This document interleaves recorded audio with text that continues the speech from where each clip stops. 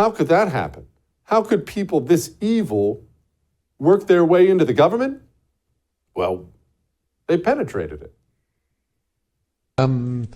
What we are very proud of now, the young generation, like Prime Minister Trudeau, President of Argentina and so on, that we penetrate the cabinets. We penetrate the cabinets. Even sounds like a Bond movie villain. You should know that gentleman there is the head of the World Economic Forum. Klaus Schwab is his name. And if you ever see a picture of him sitting in his office, you will notice a bust sitting on the bookshelf behind him. And it is a bust of Vladimir Lenin. In case you're wondering which sick demonic religion governs these people. And so after years, frankly, decade after decade of penetrating the cabinets with people who want to subjugate you and turn you into a peasant, we now have some of our most powerful Americans who feel completely comfortable getting up behind a microphone and announcing their intention to starve billions of people to death. We can't get to net zero.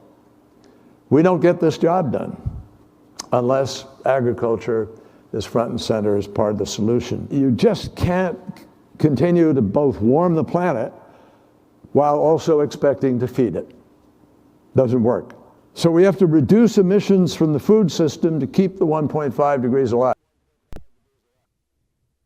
Notice they always come up with that word, a solution. All the evil monsters in history, always seeking out a solution. And mysteriously, that solution always involves a bunch of people dying.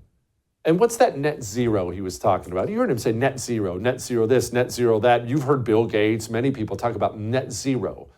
Net zero, that means zero carbon emissions. Do you know what you're breathing out right now? That's carbon. They're trying to get that number to zero. So if you produce carbon and their goal is to get us to zero carbon, what do you think that means? Now, maybe you're sitting there wondering, how would any of these evil people, how would they get these evil policies put into place? Surely people would catch on. Well, you see, that's where the street communists come in.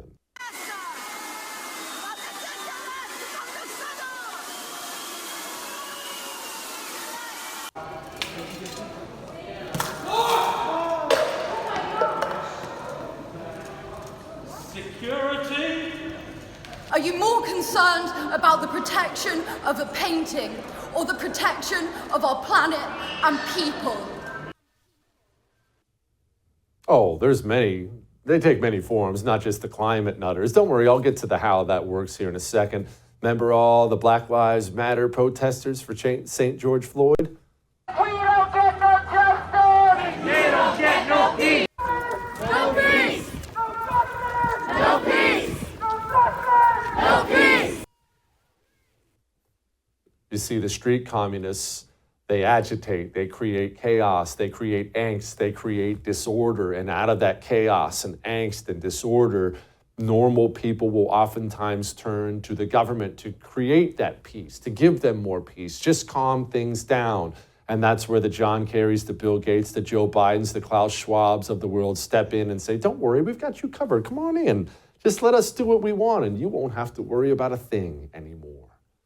And this is not just an American problem. This is a worldwide problem. You see, we think about the tyrants in places like Russia and China, but those tyrants are right here at home, and they pose a much greater danger to you and me than anybody in China.